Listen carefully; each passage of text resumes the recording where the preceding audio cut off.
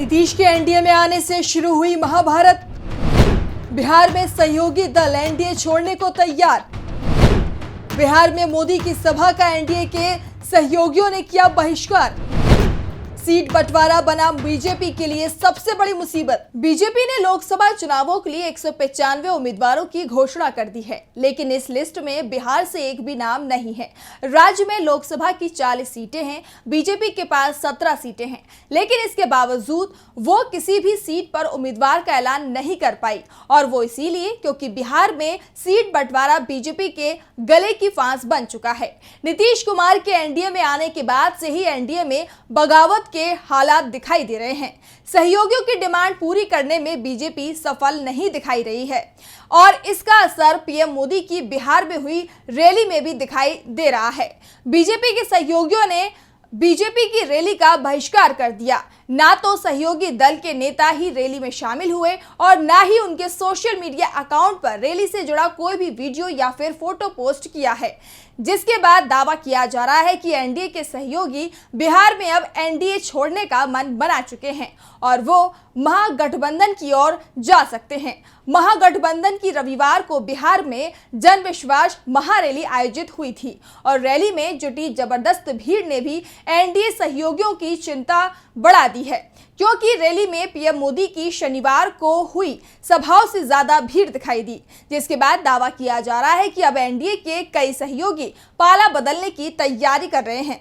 वैसे बीजेपी को इस बात का एहसास पहले ही हो गया था कि कई सहयोगी और विधायक पाला बदल सकते हैं, इसीलिए बीजेपी ने बिहार में ऑपरेशन लोटस चलाकर अपनी सरकार को सुरक्षित रखने की कोशिश की है। इस बीच पीएम के बिहार पहुंचने पर भी एनडीए में बड़ी फूट दिखाई दी है। लोकसभा चुनाव से पहले टूटते एनडीए को लेकर आज हम अपनी स्पेशल रिपोर्ट में करेंगे बात। नमस्कार, मैं मानसी। शुरू करते हैं पीएम के बिहार आते ही एनडीए में मची भगदड़ और बिखरते एनडीए की। सहयोगियों के दबाव में दिखाई दे रही है बीजेपी। सिर्फ 16 राज्यों में ही कर पाई उम्मीदवारों के नाम का ऐलान। 5 बड़े राज्यों में 3 में से किसी उम्मीदवार का ऐलान नहीं। अब तक एनडीए में नहीं हो पाया सीटों का बंटवारा। बीजेपी ने 195 उम्मीदवारों की लिस्ट जारी कर दी है, लेकिन इस लिस्ट में महाराष्ट्र, बिहार, तमिलनाडु, कर्नाटक जैसे बड़े राज्यों से एक उम्मीदवार घोषित नहीं किया गया है। आंध्र प्रदेश, उड़ीसा, हरियाणा और पंजाब से भी कोई उम्मीदवार घोषित नहीं हुआ है, और इसके पीछे गठबंधन सहयोगियों के दबाव की रणनीति को सबसे बड़ा कारण माना जा रहा है। दरअसल एनडीए में अभी तक सीटों का बंटवारा ही नहीं हो पाया है। बिहार में सीट बंटवारे को लेकर बुरी तरह से पेच फंस गया है। बीजेपी हाईकमान से नाराज चिराग पासवान और उपेंद्र कुशवाहा ने तो पीएम मोदी के बिहार दौरे का ही बहिष्कार कर दिया, और अब कहा जा रहा है कि ये दोनों ही नेता महागठबंधन में जा सकते हैं। तो महाराष्ट्र में भी बीजेपी के लिए सीट बंटवारा मुश्किलें पैदा कर रहा है। यहाँ शिंदे की शिवसेना और अजीत पवार की एनसीपी के साथ सीट बंटवारे पर बात नहीं बन पा रही है, जिस कारण से इन दोनों ही राज्यों में पार्टी की बात नहीं बन पाई। हरियाणा की बात करें तो यहाँ के हालत तो और भी ज्यादा बुरे हैं। बीजेपी अभी तक ये तय नहीं कर पाई है कि जेजेपी के साथ मिलकर चुनाव लड़ना है या फिर अकेले चुनाव मैदान में जाना है।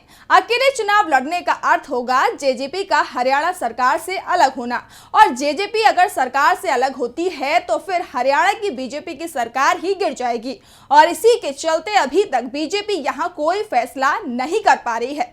राज्य के सीएम मनोहर लाल खट्टर जरूर दावा करते हैं कि बीजेपी सभी 10 सीटों पर चुनाव जीतेगी, और हरियाणा में सरकार एनडीए की नहीं है बल्कि बीजेपी की है। खट्टर साफ संकेत दे रहे हैं कि बीजेपी चुनाव अकेले लड़ेगी, लेकिन हार के डर से बीजेपी हाईकमान अकेले चुनाव लड़ने की हिम्मत नहीं जुटा पा रहा है, और यही हाल कर्नाटक का भी है। आपको बता दें कि कर्नाटक में जेडीएस से बीजेपी ने गठबंधन तो कर लिया है, लेकिन सीटों का बंटवारा बहुत मुश्किल दिखाई दे रहा है। 3 राज्यों में पुराने सहयोगियों के आगे सरेंडर की तैयारी में बीजेपी। तमिलनाडु, आंध्र प्रदेश और पंजाब में बिना सहयोगी बीजेपी का नहीं खोलेगा खाता। पुराने सहयोगियों को वापस अपने कैंप में लाने की कोशिश में जुटी बीजेपी। राज्य इकाई कर रही है विरोध, लेकिन हाईकमान दिख रहा है मजबूर। केरल में बीजेपी को मजबूरी में अकेले चुनाव लड़ना पड़ रहा है, क्योंकि राज्य में उसे कोई मजबूत सहयोगी नहीं मिल पा रहा है। तो तमिलनाडु में भी एआईएडीएमके ने बीजेपी के सामने जो शर्तें रख दी हैं उन्हें पूरा कर पाना बीजेपी के लिए मुश्किल दिखाई दे रहा है। आंध्र प्रदेश में बीजेपी टीडीपी के साथ गठबंधन करना चाहती है। पहले ये गठबंधन बीजेपी अपनी शर्तों पर करने की कोशिश कर रही थी, लेकिन TDP chief N Chandrababu Naidu BJP के सामने नहीं झुके और अब कहा जा रहा है कि बीजेपी नायडू की शर्तों पर गठबंधन को तैयार है, लेकिन टीडीपी बीजेपी से गठबंधन के लिए अब रुचि नहीं दिखा रही है। दरअसल चंद्रबाबू जब जेल में थे तो उस समय उन्हें बीजेपी के सहयोग की सख्त जरूरत थी, लेकिन बीजेपी ने नायडू की मदद नहीं की थी। ऐसे में अब नायडू को केंद्र सरकार की जरूरत नहीं है। वैसे भी मोदी सरकार 3 महीने की मेहमान है। इसके बाद केंद्र में नई सरकार आएगी। ये सरकार एनडीए की भी हो सकती है और इंडिया गठबंधन की भी। आपको बता दें, इसीलिए नायडू के संबंध इंडिया गठबंधन के नेताओं से भी बेहद है। इसीलिए अब वो बीजेपी के साथ गठबंधन से दूरी बना रहे हैं। पंजाब में पहले अकाली दल ने बीजेपी से गठबंधन के संकेत दिए थे, लेकिन अचानक ही किसानों के आंदोलन ने अकालियों को अपने विचार बदलने को मजबूर कर दिया। अब अकाली दल बीजेपी का नाम भी लेने को तैयार नहीं है। साफ है कि बीजेपी मुश्किल में फंस चुकी है। टिकट वितरण में सामने आई बीजेपी की कमजोरी, पार्टी को नहीं मिल रहे हैं मजबूत उम्मीदवार।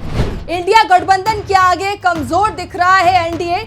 अब तक सहयोगियों के बीच सीट बंटवारा तक नहीं कर पाई है बीजेपी। बीजेपी की ओर से दावा किया जा रहा है कि एनडीए में 3 दर्जन से भी ज्यादा पार्टियां शामिल हैं, लेकिन अभी तक एनडीए के अंदर किसी भी राज्य में गठबंधन का ऐलान नहीं हो पाया है।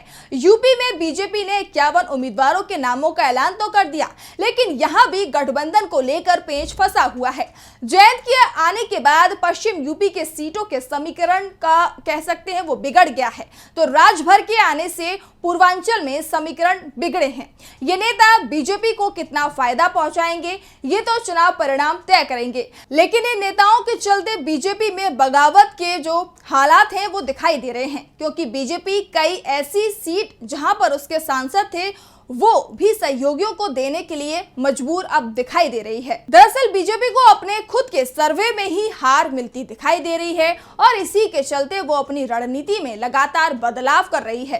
पहले दावा किया जा रहा था कि पार्टी 30% सांसदों के टिकट बदल सकती है, लेकिन पहली लिस्ट में ये संख्या 15% के करीब ही रह गई। यूपी में तो बीजेपी के 10% सांसदों के टिकट तक नहीं काट पाई। इसके बाद भी अब पार्टी को चिंता सहयोगियों की है, क्योंकि अगर सहयोगी भी दूर चले गए तो बीजेपी के लिए 150 सीट जीतना भी मुश्किल हो जाएगा।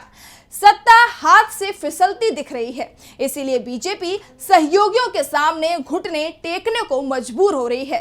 सहयोगी दलों को भी बीजेपी की कमजोरी का एहसास हो गया है, इसीलिए वो उसका साथ छोड़कर भाग रहे हैं।